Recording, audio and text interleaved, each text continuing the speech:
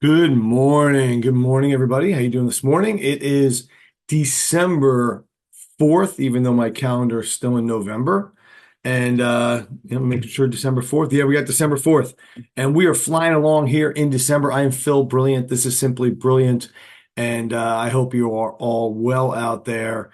And God, what's got 21 days till Christmas? I think we have 11 days till Hanukkah. I better start shopping. We got a lot to do in the month of December and a lot going on. And going to talk about a few things this morning. And actually, I'm going to start off with, so I am on the board of directors of Community Medical Center.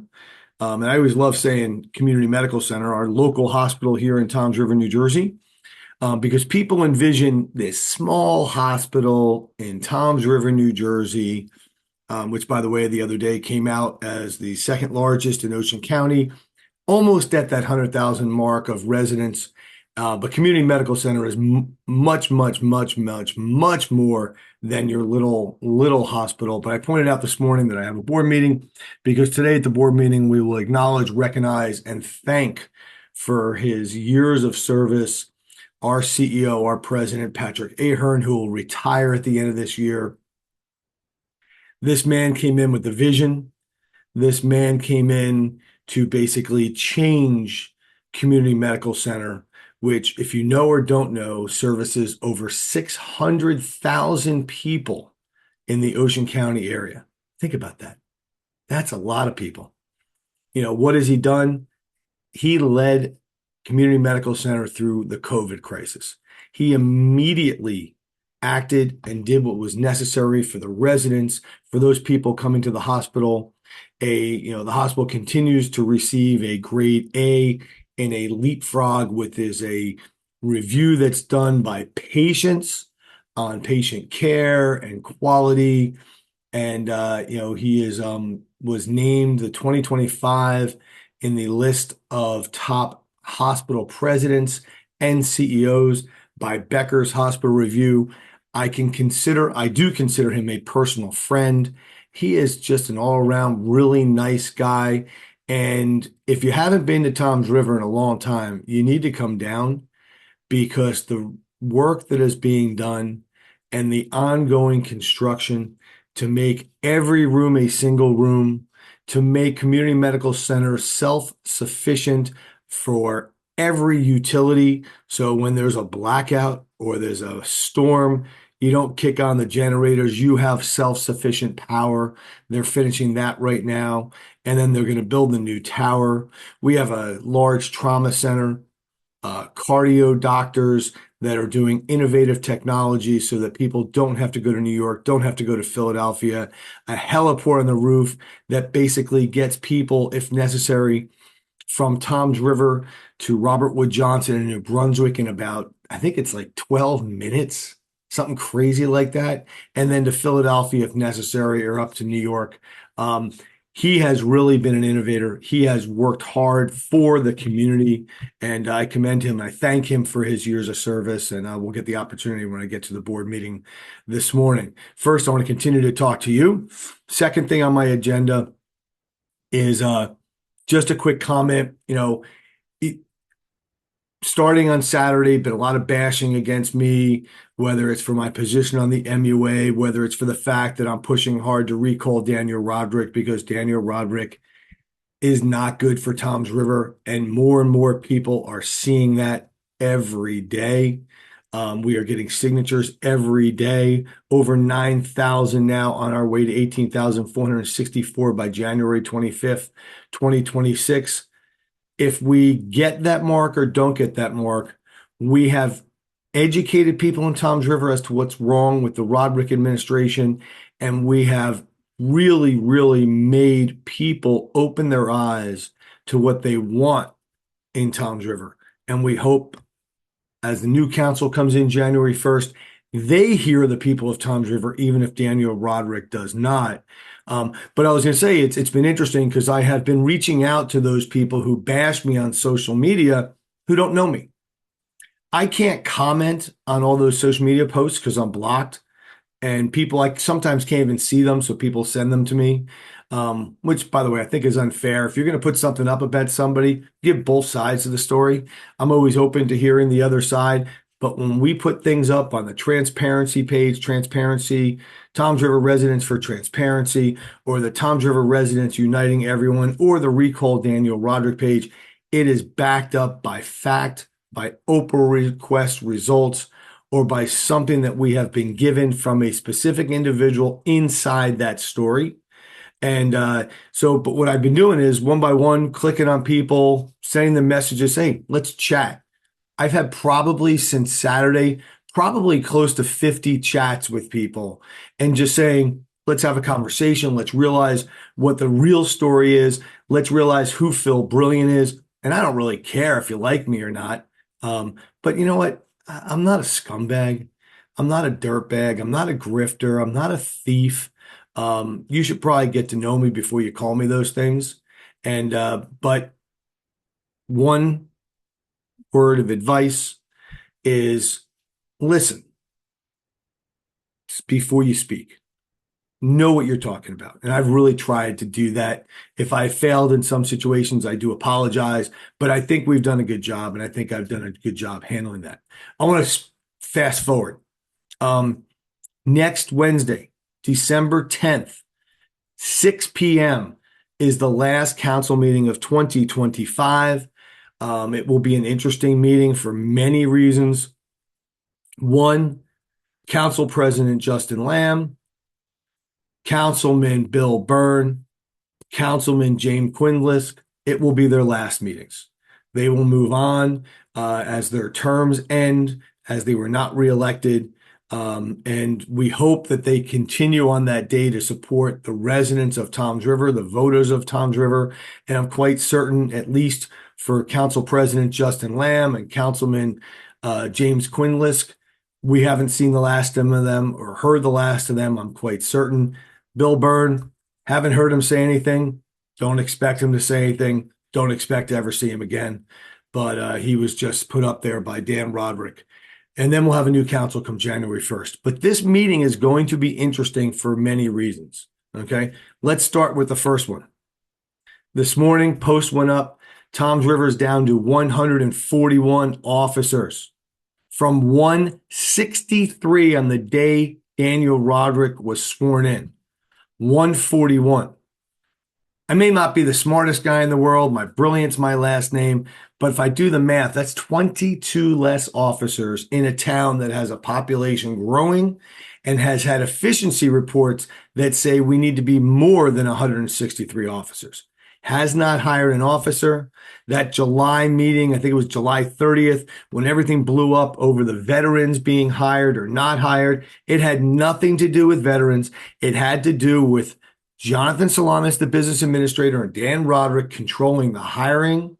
And as of today, we have heard there are 57 applications for new officers in Toms River, and 0 have been hired. Hey, got one more meeting. Maybe we'll hear about somebody getting hired.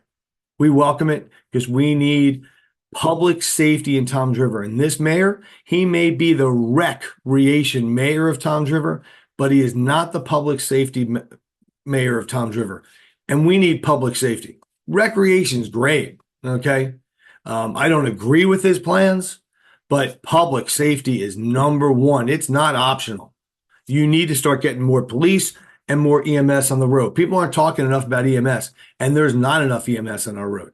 And you're seeing other municipalities starting to go a county way. We'll see what happens here in Toms River in the future. He put out all the bids for appointments. Usually it doesn't happen until after this meeting, and all the appointments are done in January. There is case law that says if they appoint people at the December 10th meeting against the council's wishes, you can replace those people by doing another bid. We'll see what happens.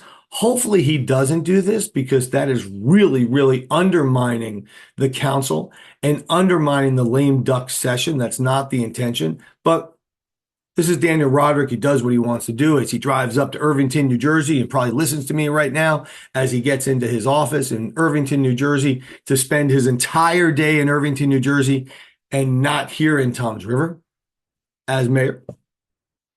And the last thing, and this is one I've talked about a couple times. It's somewhat difficult to explain, but I'm going to do my best. So right now, Daniel Roderick has said when it comes to the affordable housing mandate, okay, that he is satisfying that requirement. I want to make sure I read it properly. Okay. Make sure I get it.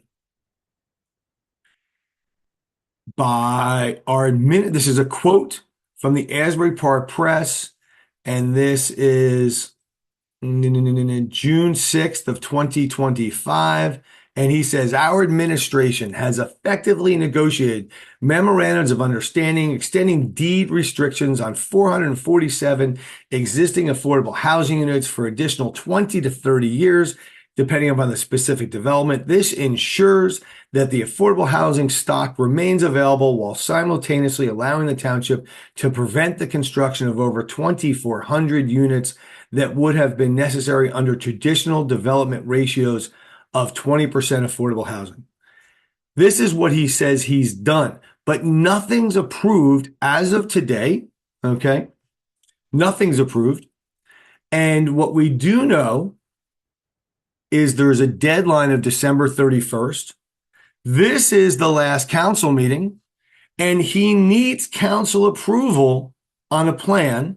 We also know that November 24th, based upon the court docket, there was some kind of conference because there have been challenges to this proposal that Daniel Roderick put forth to DCA and to the judge.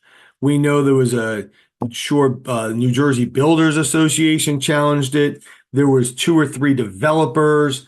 There was the Fair Share Housing of New Jersey that challenged it. And so you then have to go to a judge, and the judge figures out what to do. So, I want to explain first, this is what his plan is. He proposes to extend deed restrictions on affordable housing, existing affordable housing, and using a pilot, payment in lieu of taxes. Remember that? This is what he yelled and screamed that former Mayor Mohill was giving Capadaglia on the waterfront development. They're not going to pay taxes. They're not going to pay taxes. We're going to build this building and we're not going to get any municipal revenue. Okay. But that was not true. They were going to get municipal revenue on a lump sum. And don't quote me, I think it was like $400,000 a year. Please don't quote me on that. I don't have the numbers in front of me. But which was less than what the tax would have been. But you do pilot programs basically to encourage a developer to come to your town, to build, to give you resources, and to give people housing, and to help you satisfy fair share housing requirements and affordable housing, but also to help you develop in an area that needs development. He's using it to extend affordable housing deeds and to entice a developer, take less revenue on your income from your rental property, and I'll give you a tax break. It's as simple as that. Okay. Now, what that does, potentially, it gives you less affordable housing. It doesn't serve people who are in need. It reduces the long-term municipal revenue because you're giving people who've already built a new incentive to pay less taxes. Okay. And it undermines the real spirit of what the Mount Laurel decision was and what affordable housing is. So let's be clear. If there is no settlement in Toms River by December 31st, 2025, developers file what's called a builder's remedy suit, and there is no immunity. Any developer can sue the township claiming the zoning is exclusive, and towns lose the immunity quickly, and multiple suits will end in developers building 15 to 20% affordable units mixed with 80 to 85% market. If the court finds Toms River not in compliance, the developer can receive a court order overriding zoning. Okay. The court can order development as opposed to local planning. Total construction that the town has chosen, the town wants, can be blown up. If basically it was supposed to be 100 units, it could be 400 units. If you don't negotiate, you will get screwed. And one thing we've learned about Dan Roderick is he's not a negotiator. And he is jeopardizing Toms River. He is putting himself and putting his ego, we'll say, before the people of Toms River. And what can this result in? If the pilots are extended, less property taxes long term, more taxes to the residents of Toms River. I know you all want to yell at me and say, Dan Roderick is the best mayor on earth because our taxes have not gone up for 2 years. That's because Dan Roderick doesn't care about 2 years. He doesn't care about the next 2 years. Okay, let me take that back. I'm going to correct myself. That's wrong. Dan Roderick does care about the 2 years, and he does care about the next 2 years because he's in office. But he doesn't care about the next 7. He doesn't care about the next 10. You will pay back what he hasn't charged you today in tenfold. Higher property taxes and more congestion because more people, because negotiation didn't happen. Higher density. The town will have little, if any, negotiating power, and the development is forced upon us. That is what will happen. He needs to negotiate. He has less than a week. He needs to have a plan to come to this council. And I will tell you, I believe this council should ask a professional, not Dan Roderick, the engineer who puts together the plan, the attorney who presents it to the attorney and the judge and the Fair Share Housing Committee. They should be the one we hear for because they should explain it to the residents, explain it to the council so the council can make an intelligent vote. Dan Roderick goes off on Dan Roderick's world. We don't need to hear that. At the end of the day, we need something that works for Toms River. Research I've done is his plan is unlikely to be approved as proposed. We don't know what will be accepted. I'm not in that room. I'm not in his head. I'm not in the judge's head. But we do know that the Fair Share Housing Centers and the developers and the Builders Association have challenged Dan Roderick's plan. Negotiate an outcome by December 10th and get approved by council, and you save Toms River on December 31st. Yeah, you save it. You come up with a plan. Because it has to be a realistic outcome that is beneficial.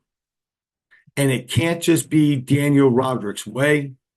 We need something that Toms River manages and not the courts and not forced upon the residents of Toms River. He does things today, pushes things off for tomorrow because he doesn't care about tomorrow. Today gets him elected, but we need to care about today. I hope that made sense. If it didn't, I'm sure you should come out to the meeting December 10th, 6 p.m. so Dan Roderick can get there from Irvington, New Jersey. And we should learn more. It's the only time, unless they have a special meeting on Christmas Day, that they can get this done. Other than that, I really wish everybody a good day, a good weekend. Remember, Saturday is Winter Wonderland in downtown Toms River. I think it is from 11 to 4. Vendors, food, and all that good stuff. Friday night, the Christmas tree is lit in downtown Toms River. Come on out. And next week, I'm going to think, been people asking me, they want to come on and talk to me while we're on the air. We're going to bring them on. We may start with Tim Williamson, who appears to have shown some interest in being the next mayor of Toms River. We probably need to learn more from him. I'm Phil Brilliant. This is Simply Brilliant. Have a fantastic day and a great weekend.